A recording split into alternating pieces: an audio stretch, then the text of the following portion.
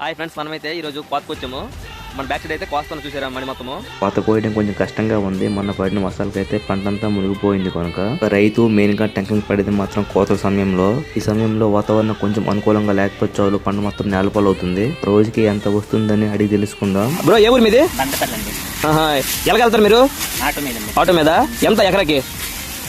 అంటే ఎకరా కూలీ లెక్కండి. రోజుకి ఎంత? రోజుకి 400. ఫుడ్ వాళ్ళదేనండి. వాళ్ళదేనా?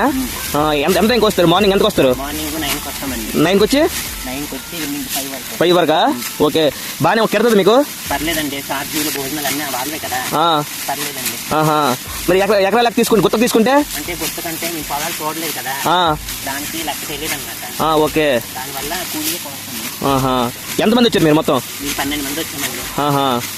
ఈ సైడ్ ఒక పర్సన్ కి ఎంత కూలిస్తారో కామెంట్ చేయండి ప్లీజ్. అలా వెళ్లే ముందు వీడియోని ఒక లైక్ సబ్స్క్రైబ్ చేసుకుని వెళ్ళొచ్చు కదా.